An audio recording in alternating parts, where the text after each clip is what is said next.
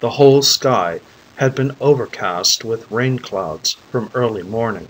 It was a still day, not hot, but heavy, as it is in gray dull weather when the clouds have been hanging over the country for a long time, when one expects rain and it does not come. Ivan Ivanovitch, the veterinary surgeon, and Burkin, the high school teacher, were already tired from walking, and the fields seemed to them endless. Far ahead of them they could just see the windmills of the village of Miranositsko. On the right stretched a row of hillocks, which disappeared in the distance behind the village, and they both knew that this was the bank of the river, that there were meadows, green willows, homesteads there, and that if one stood on one of the hillocks one could see from it the same vast plain, telegraph wires, and a train which in the distance looked like a crawling caterpillar, and that in clear weather one could even see the town. Now, in still weather, when all nature seemed mild and dreamy, Ivan Ivanovitch and Burkin were filled with love of that countryside, and both thought how great, how beautiful a land it was. "Last time we were in Prokofy's barn," said Burkin, "you were about to tell me a story." "Yes, I meant to tell you about my brother." Ivan Ivanovitch heaved a deep sigh and lighted a pipe to begin to tell his story, but just at that moment the rain began, and 5 minutes later heavy rain came down, covering the sky, and it was hard to tell when it would be over. Ivan Ivanovitch and Burkin stopped in hesitation. The dogs, already drenched, stood with their tails between their legs, gazing at them feelingly. "We must take shelter somewhere," said Burkin. "Let us go to Alehin's. It's close by." "Come along."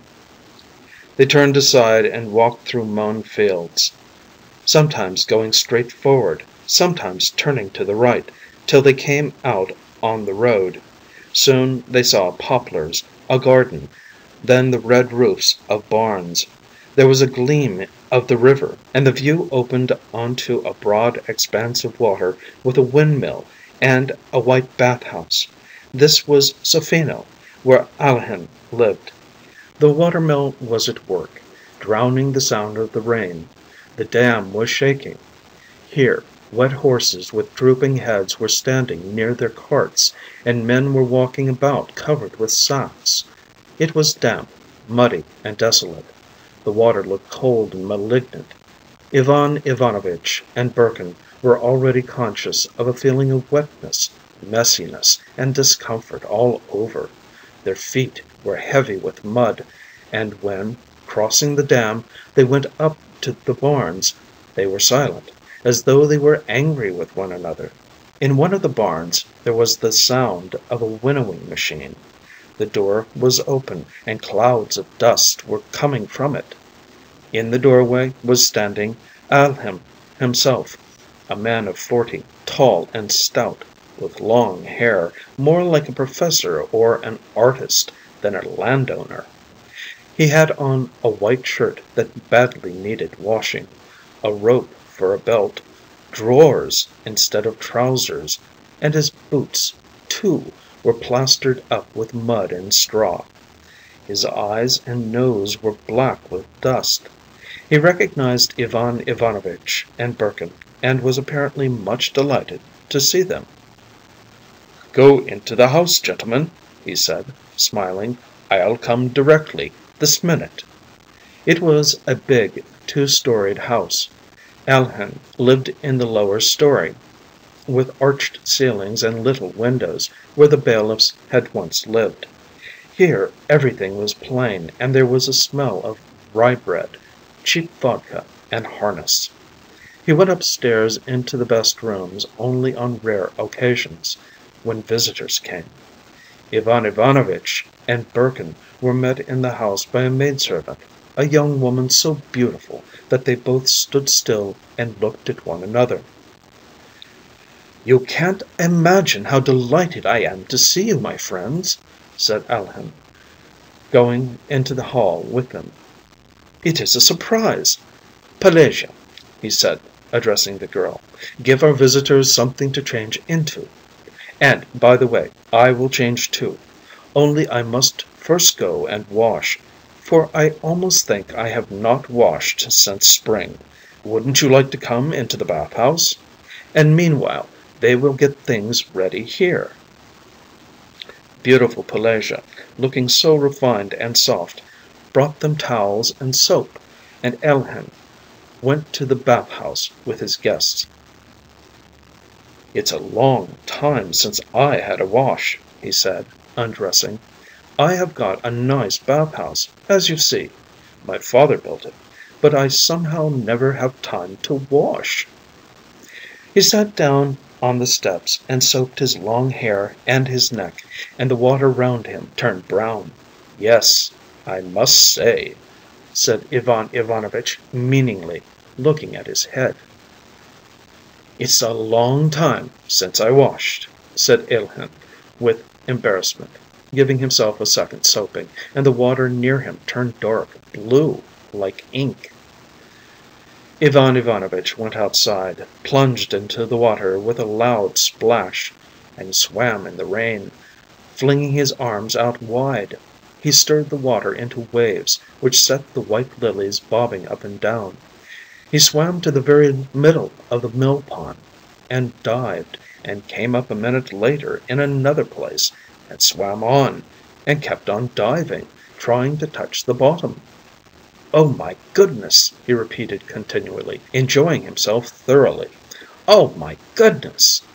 He swam to the mill, talked to the peasants there, then returned and lay on his back in the middle of the pond, turning his face to the rain. Burkin and Alehin were dressed and ready to go, but he still went on swimming and diving. "Oh, my goodness!" he said. "Oh, Lord, have mercy on me!" "That's enough!" Burkin shouted to him.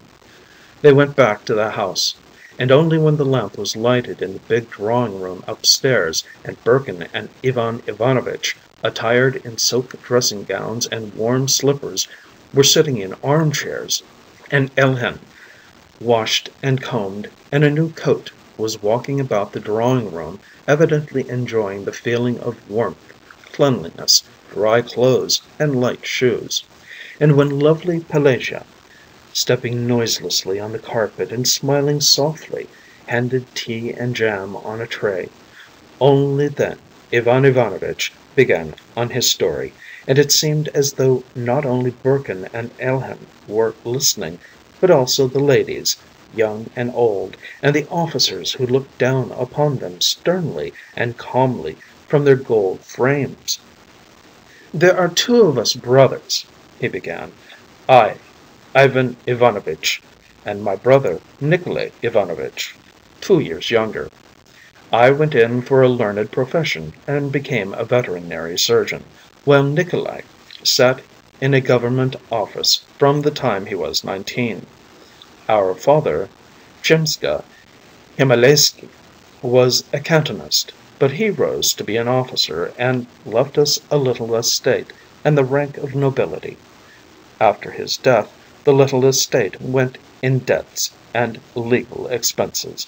But anyway, we had spent our childhood running wild in the country. Like peasant children, we passed our days and nights in the fields and the woods, looked after horses, stripped the bark off the trees, fished, and so on. And you know, whoever has once in his life caught perch, or has seen the migrating of the thrushes in autumn, watched how they float in flocks over the village on bright, cool days, he will never be a real townsman, and will have a yearning for freedom to the day of his death. My brother was miserable in the government office. Years passed by, and he went on sitting in the same place, went on writing the same papers, and thinking of one and the same thing: how to get into the country. And this yearning, by degrees, passed into a definite desire, into a dream of buying himself a little farm somewhere, on the banks of a river or a lake, He was a gentle, good-natured fellow, and I was fond of him. But I never sympathized with this desire to shut himself up for the rest of his life in a little farm of his own. It's the correct thing to say that a man needs no more than 6 feet of earth, but 6 feet is what a corpse needs, not a man. And they say, too, now, that if our intellectual classes are attracted to the land and yearn for a farm, it's a good thing. But these farms are just the same as 6 feet of earth. To retreat from town, from the struggle, from the bustle of life, to retreat and bury oneself in one's farm. It's not life, it's egoism, laziness. It's monasticism, of a sort, but monasticism without good works. A man does not need 6 feet of earth or a farm, but the whole globe, all nature, where he can have room to display all the qualities and peculiarities of his free spirit. My brother Nikolay, sitting in his government office, dreamed of how he would eat his own cabbages, which would fill the whole yard with such a savory smell, take his meals on the green grass, sleep in the sun, sit for whole hours on the seat by the gate, gazing at the fields and the forest.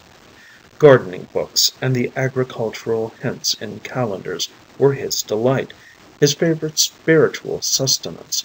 He enjoyed reading newspapers, too, but the only things he read in them were the advertisements of so many acres of arable land and a grass meadow with farm houses and buildings, a river, a garden, a mill and mill ponds for sale.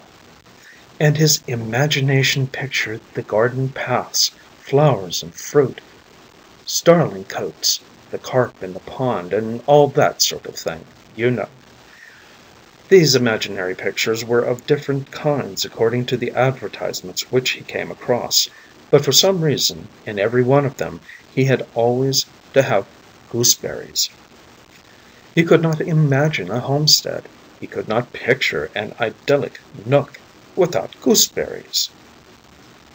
Country life has its conveniences, he would sometimes say.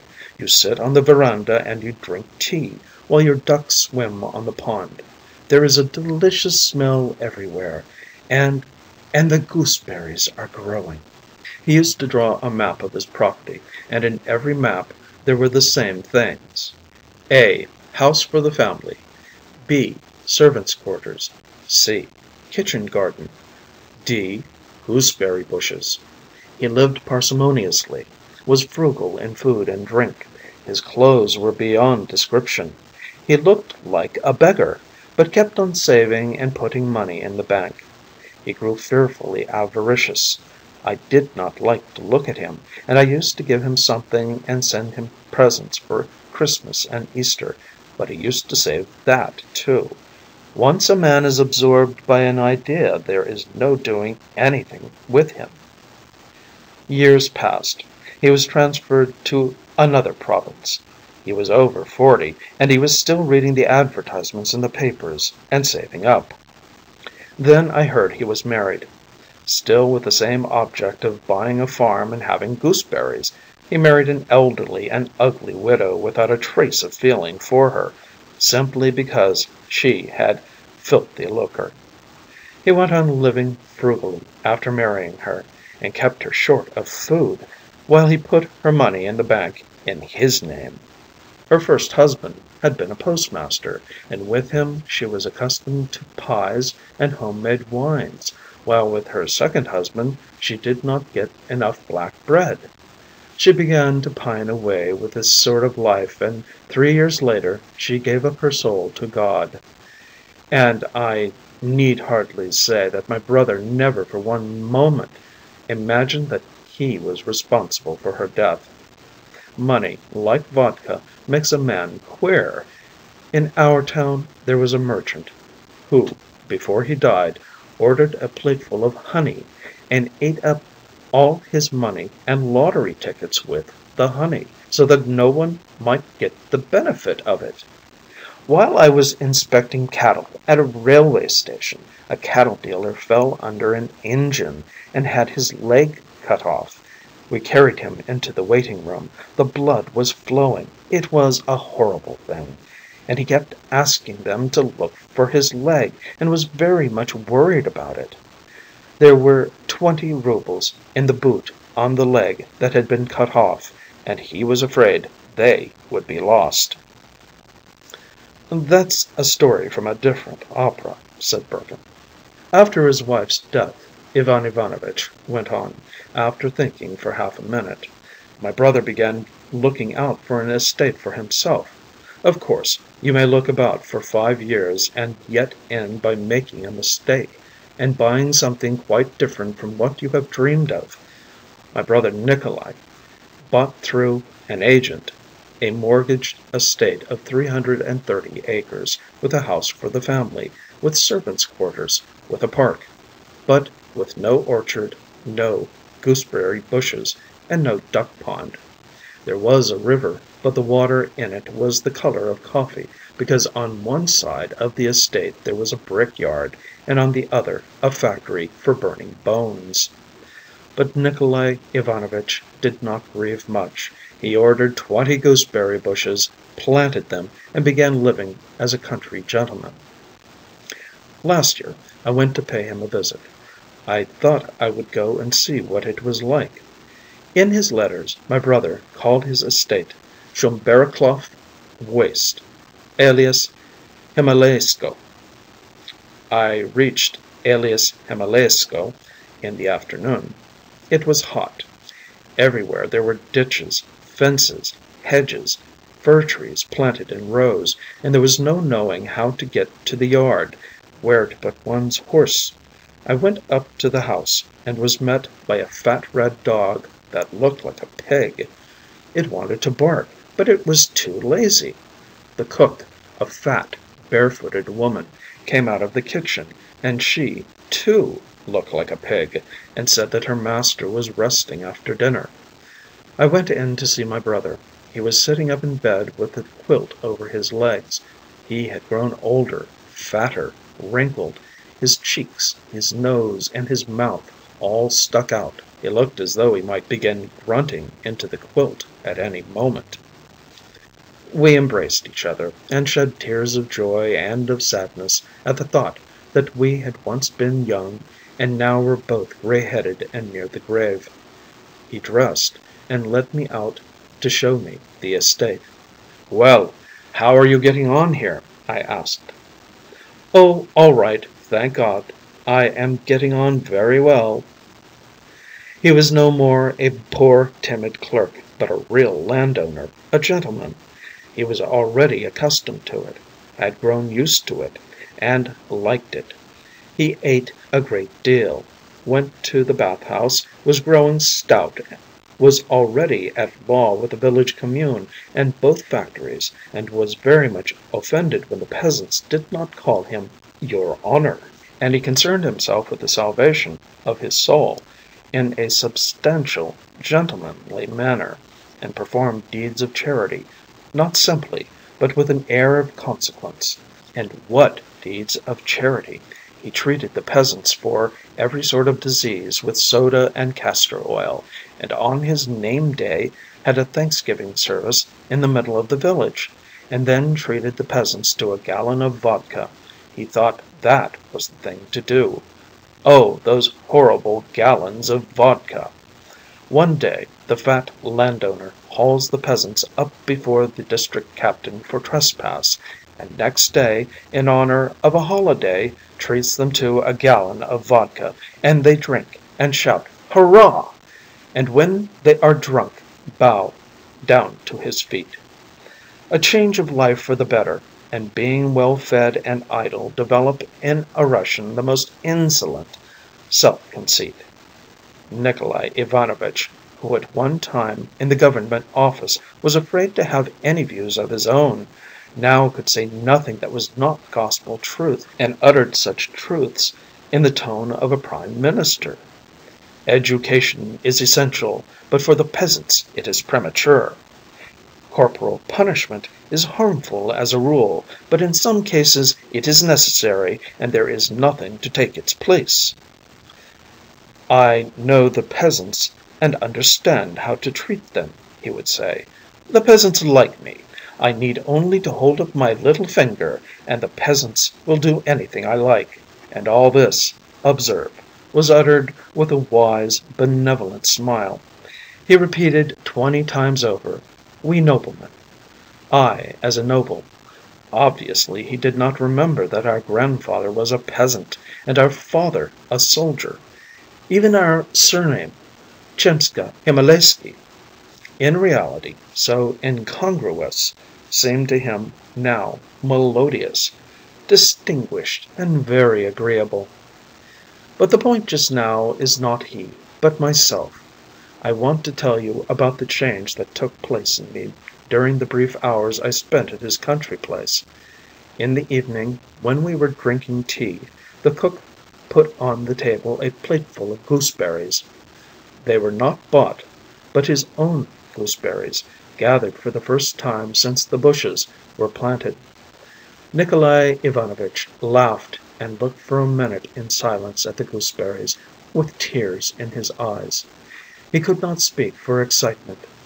Then he put one gooseberry in his mouth, looked at me with the triumph of a child who has at last received his favorite toy, and said, "How delicious!" And he ate them greedily, continually repeating, "Ah, how delicious! Do taste them!"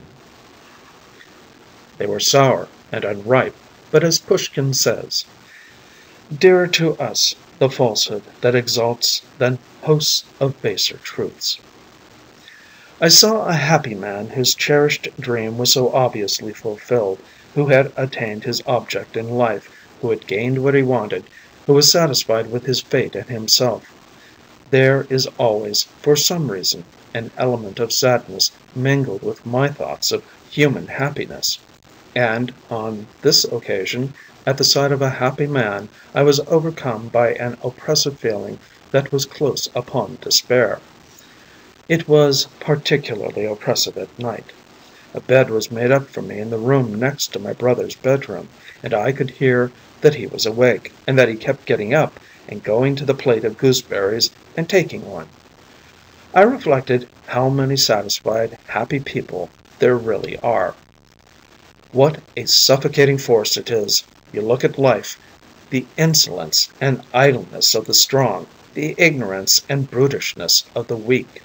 Incredible poverty all about us, overcrowding, degeneration, drunkenness, hypocrisy, lying. Yet all is calm and stillness in the houses and in the streets.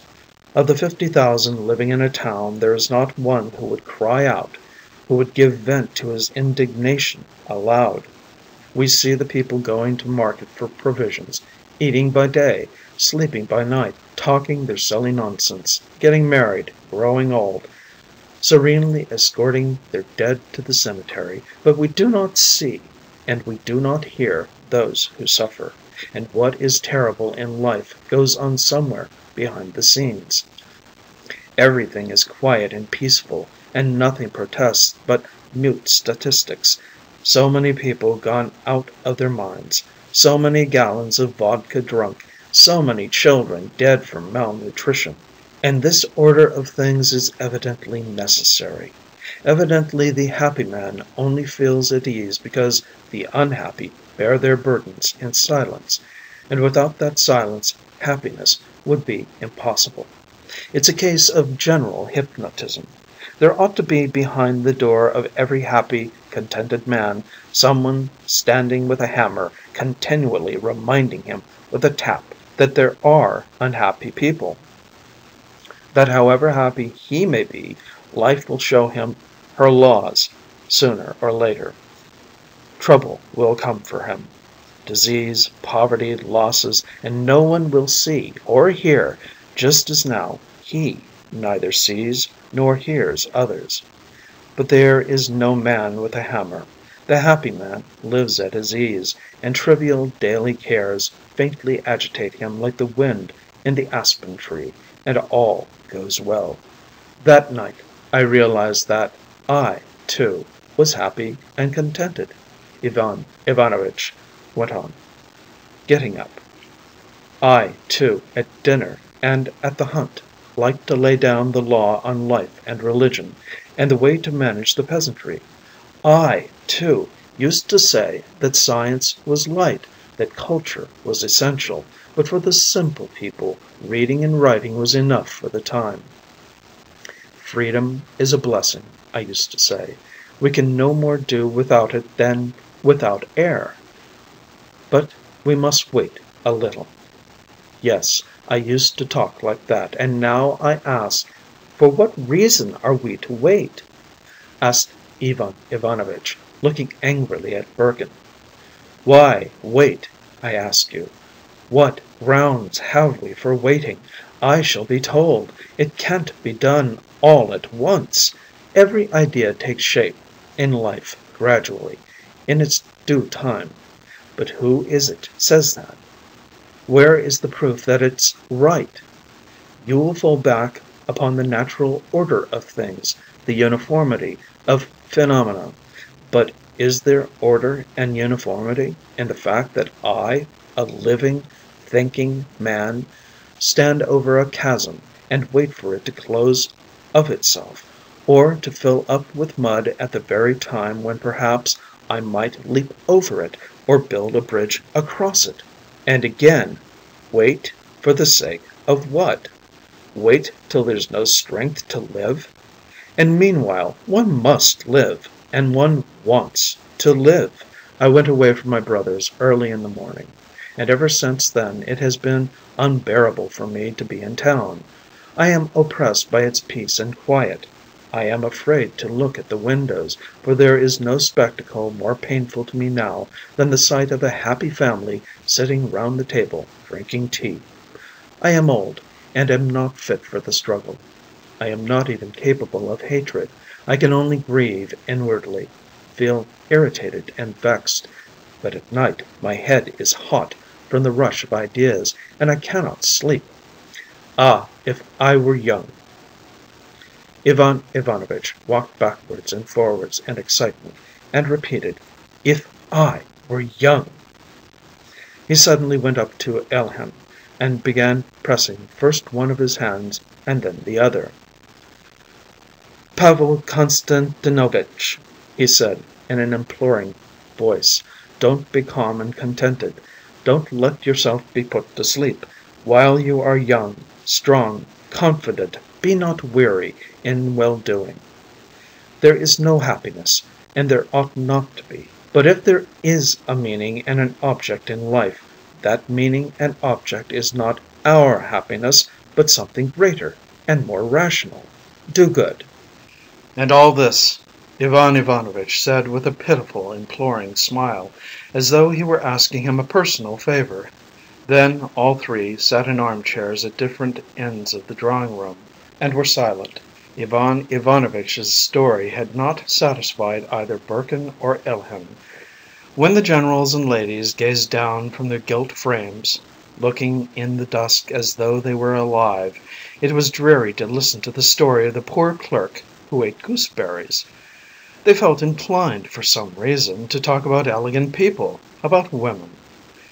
And their sitting in the drawing room where everything, the chandeliers and their covers, the armchairs and the carpet under their feet, reminded them that those very people who were now looking down from their frames had once moved about, sat, drunk tea in this room, and the fact that lovely Pelagea was moving noiselessly about was better than any story. Alehin was fearfully sleepy. He had got up early, before 3 o'clock in the morning, to look after his work, and now his eyes were closing. But he was afraid his visitors might tell some interesting story after he had gone, and he lingered on. He did not go into the question whether what Ivan Ivanovitch had just said was right and true. His visitors did not talk of groats, nor of hay, nor of tar, but of something that had no direct bearing on his life, and he was glad and wanted them to go on. "It's bedtime, though," said Burkin, getting up. "Allow me to wish you good night." Alehin said good night and went downstairs to his own domain. while the visitors remained upstairs. They were both taken for the night to a big room where there stood two old wooden beds decorated with carvings, and in the corner was an ivory crucifix. The big cool beds, which had been made by the lovely Pelagea, smelt agreeably of clean linen. Ivan Ivanovitch undressed in silence and got into bed. "Lord forgive us sinners," he said, and put his head under the quilt. His pipe, lying on the table, smelt strongly of stale tobacco, and Birkin could not sleep for a long while, and kept wondering where the oppressive smell came from. The rain was pattering on the window panes all night.